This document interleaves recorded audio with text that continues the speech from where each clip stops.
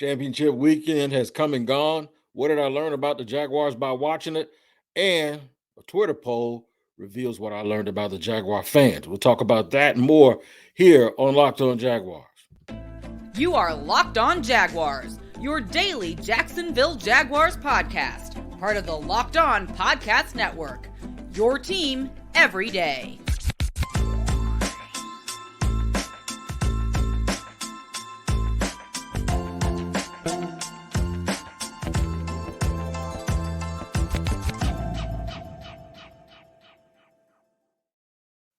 What is happening, good people? I'm Tony Wiggins, the host of Locked On Jaguars, your daily Jacksonville Jaguars podcast with your team every day. And we thank you for making us your first listen. Reminding you that we're free on all platforms, wherever you get your podcast. All you got to do is tap in, man, and voila, it's right there without you having to pay anything. Make sure you like and subscribe on YouTube as well. Today's episode of Locked On Jaguars is presented by PrizePicks. PrizePicks is daily fantasy made easy.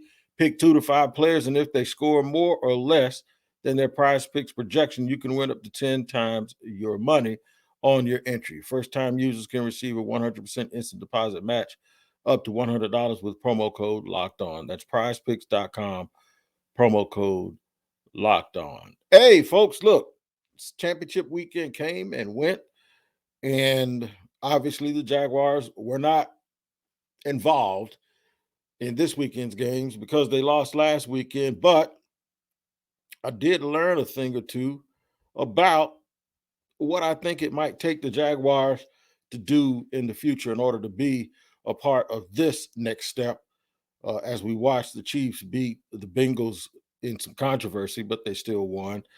And then the Eagles just ran all through the banged up 49ers in their quarterback situation. So we'll do a little bit of a review for that and talk about those games, but always through the lens of what it means for Jacksonville and how can Jacksonville get like that for next year. Also, I did a Twitter poll this weekend, and I'll tell you all about that.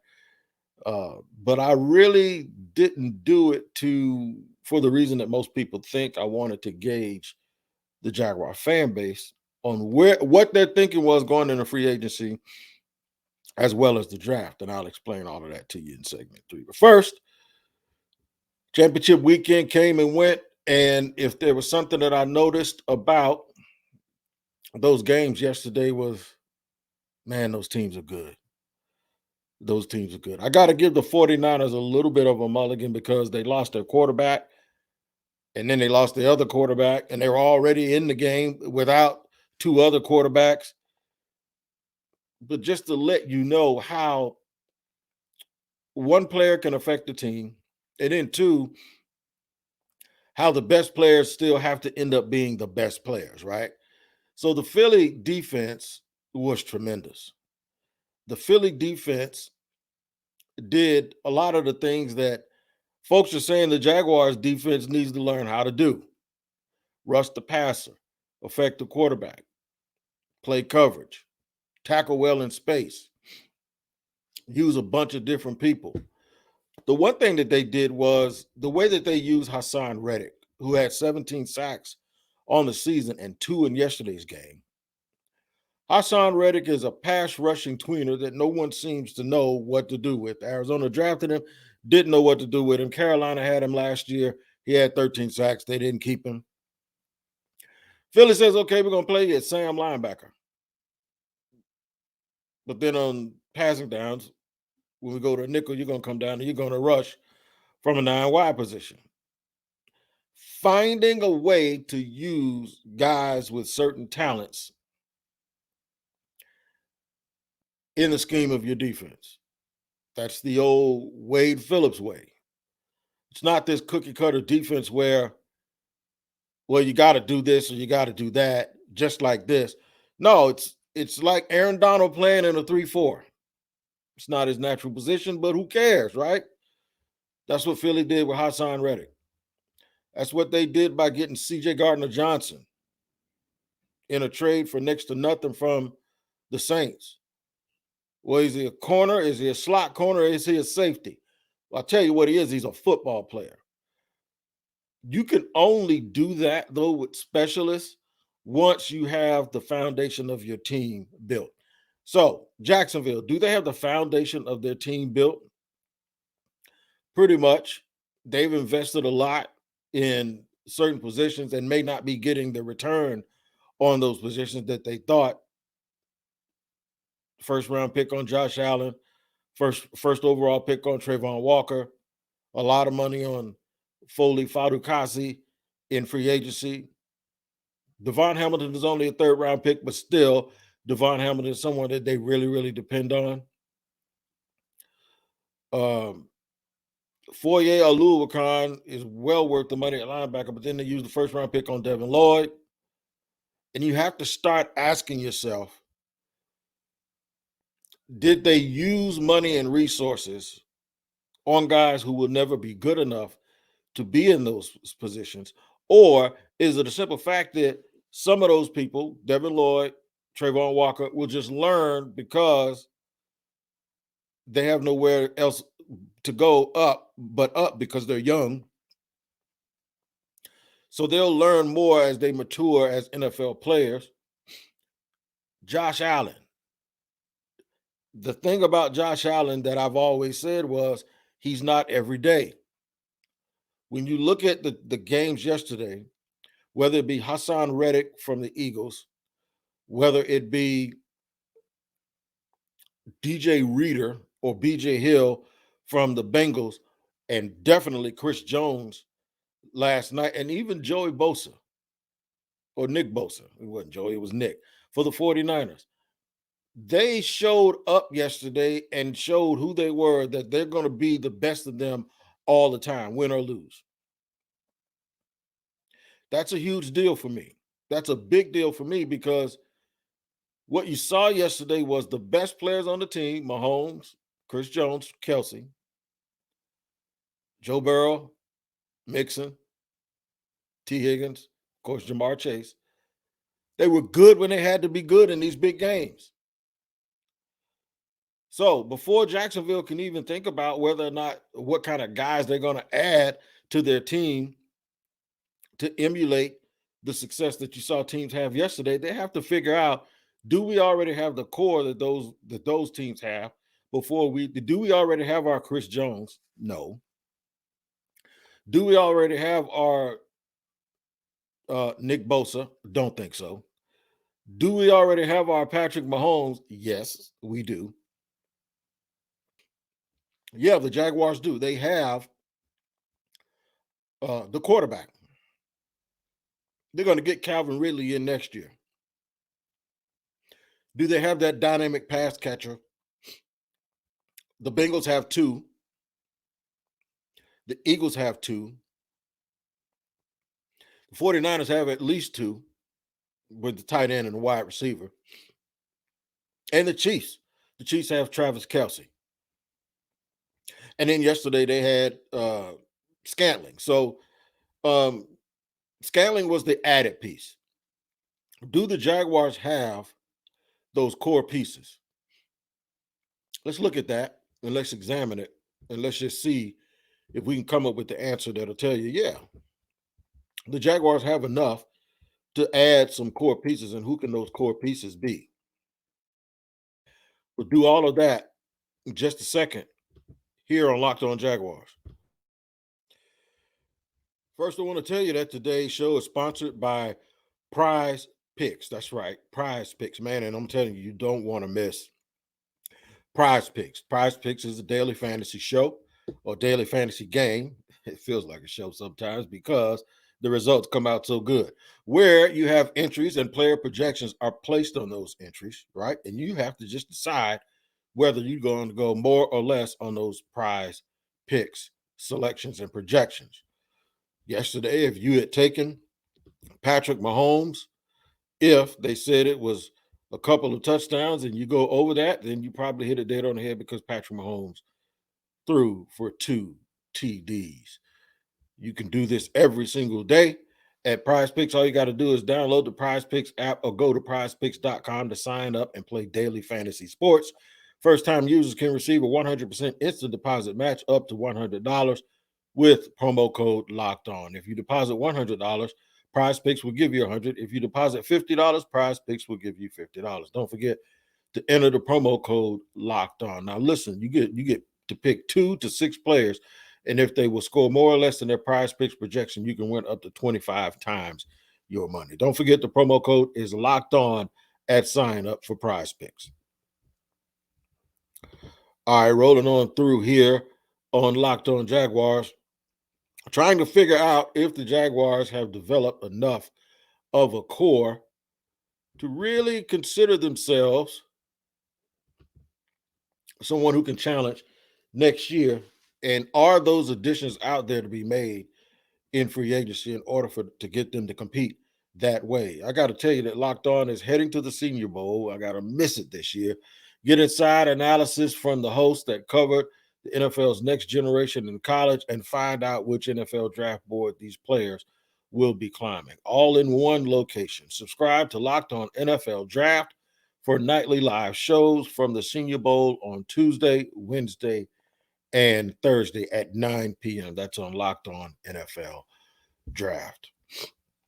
Before we get to the draft, we're going to have a free agency here for the Jacksonville Jaguars, and it's going to be paramount and imperative that the Jaguars get players that can help them compete and get to the next level.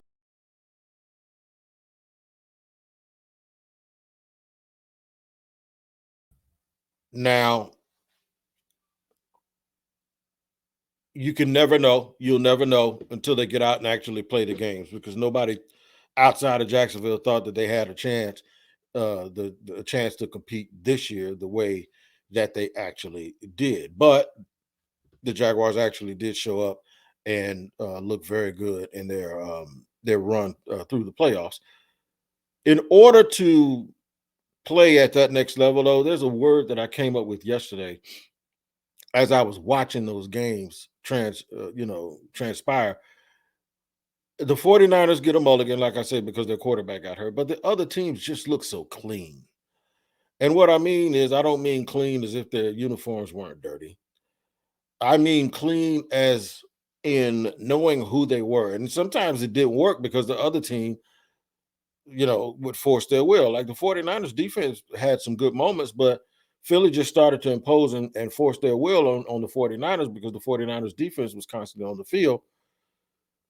But even with that, you saw a definitive identity of who these teams were.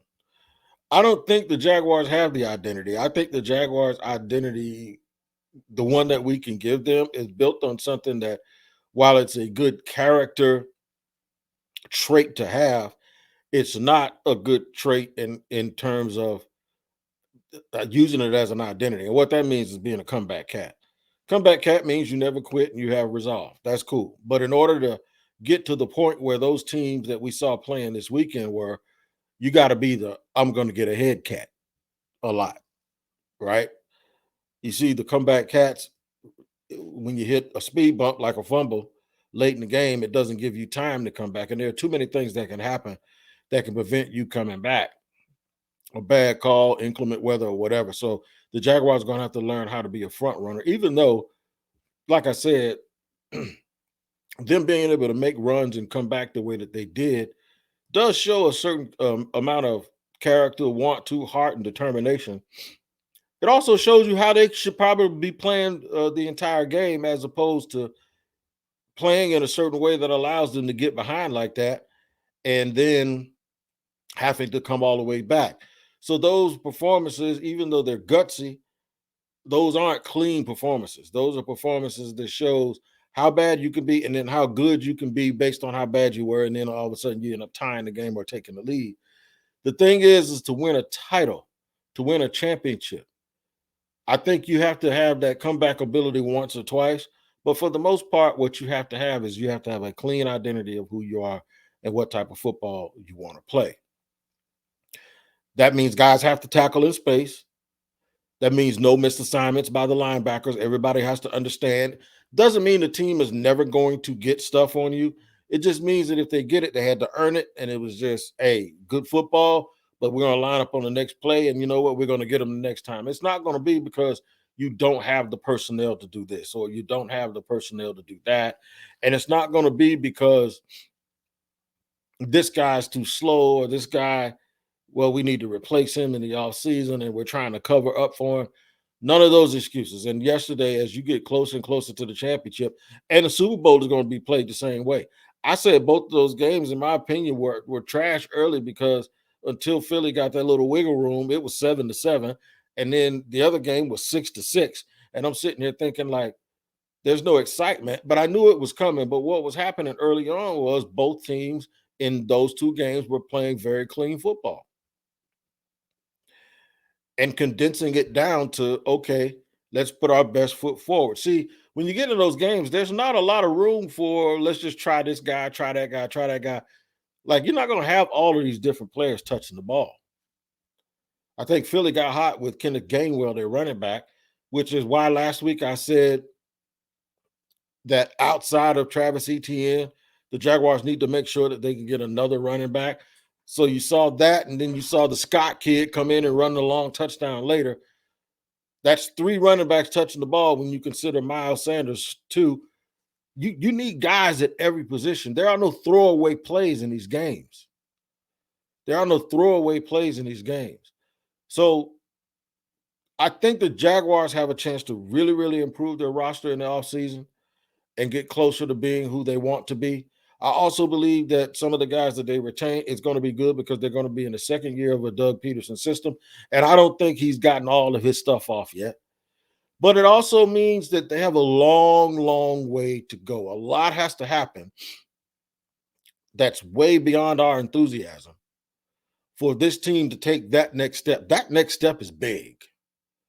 Don't think for 1 minute that next step is not a huge step, because it is.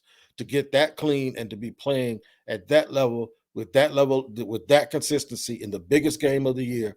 Make no mistake about it, the Jaguars have a long, long way to go. At least they have another one big step to take. The biggest step, obviously, was getting a quarterback, because you saw the quarterback play down the stretch. You saw the fact that the 49ers didn't have it, so you can feel good that the Jaguars are good there. I did a poll. Let me tell you what the poll was. I said Jaguar fans could take one player off the 4 remaining teams, Philly, San Francisco, Kansas City, and the Bengals, to help this team for the next 3 years. Who would it be? The purpose wasn't to necessarily just have fun with imagining that player on the Jaguars team. The purpose was to see where your mindset was before we start adding people. And some people overshot the runway. They really, really overthunk this one.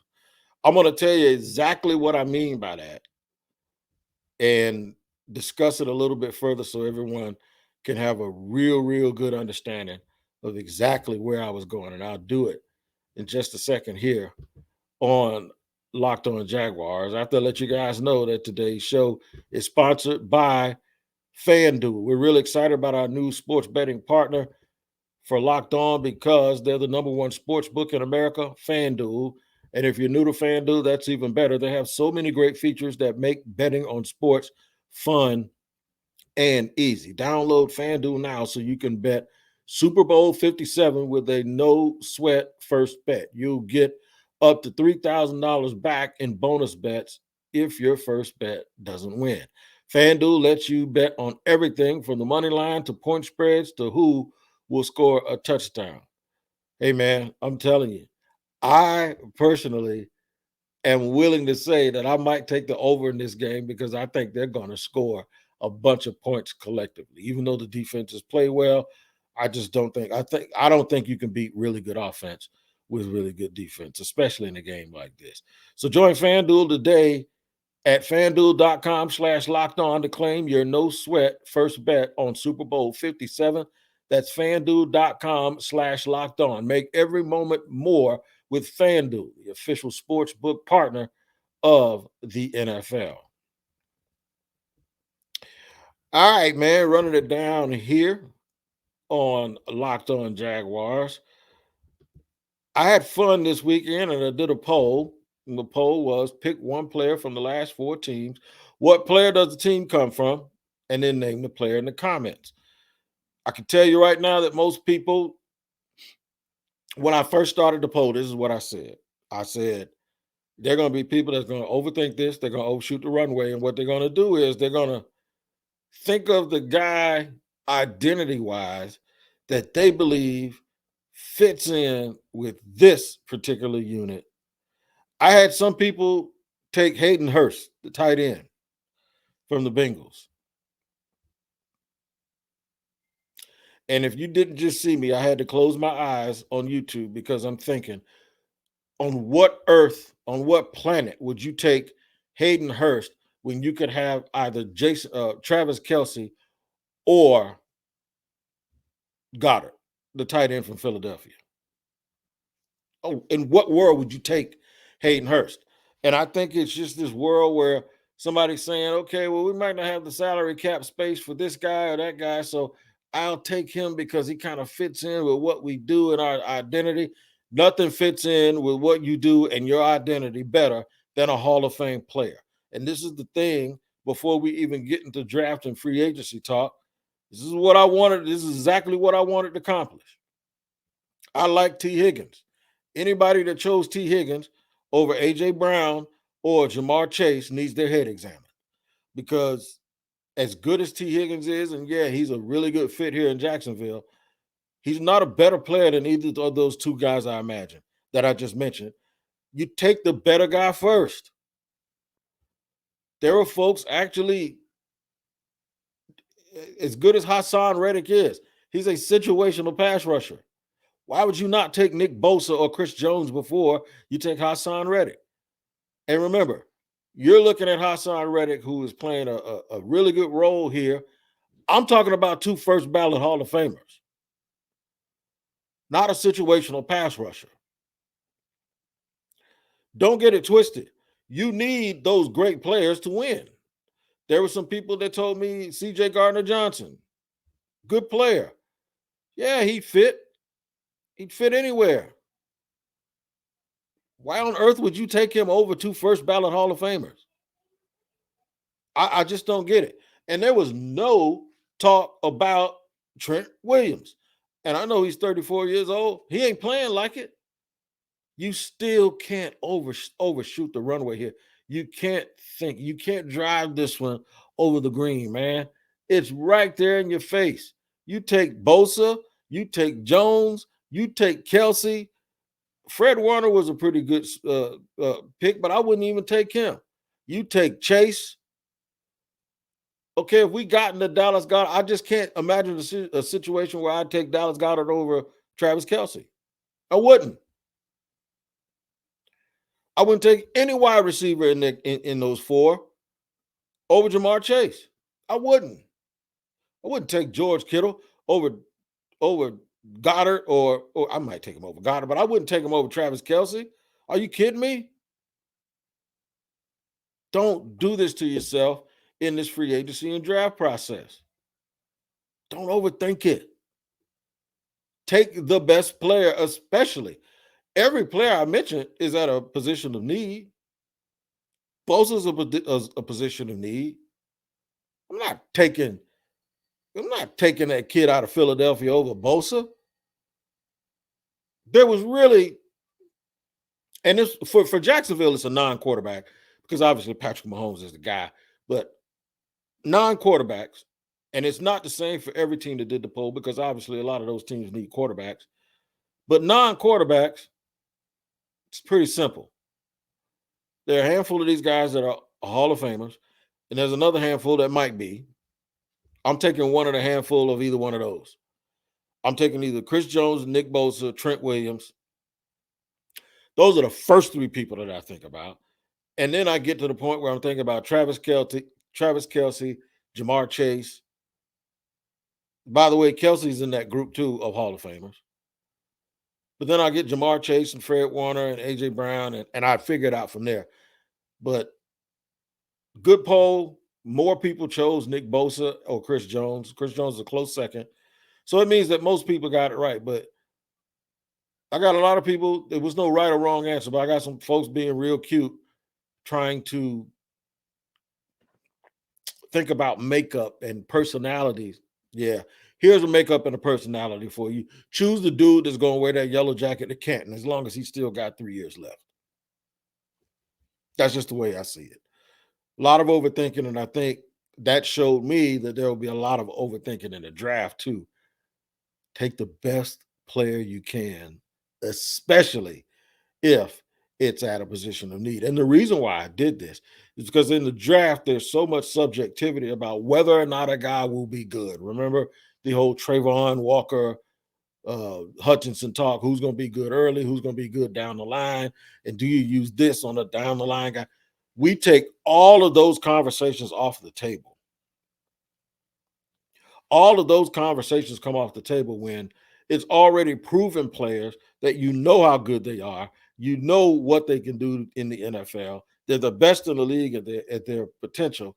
And then there were some people that didn't even choose them. They chose other people on their team because it looked like it was a better fit. There's no better fit than a great, great player at a position of need. None. There's no reason why anybody should have chosen any more than anybody in those top 4, top 5 players. There's none. So, yeah, just think about that as we delve more into the offseason and trying to build these teams up, or this team up to be what we're supposed to hopefully want it to be before next season. Make sure you tune in to Locked On Jaguars every single day. We'll have some special coverage. We'll look at the Senior Bowl, look at some guys every single day that's playing well up there, and see if there's anybody up there the Jaguars can fit in maybe the second or third round, even at the end of the first this year. We're not used to picking at the end of the first, but we are now. So Senior Bowl coverage, we got people in boots on the ground that are in Mobile. We'll take a look at that all week. Till then, you guys take care. Join me here tomorrow, same time, same place on Locked On Jaguars.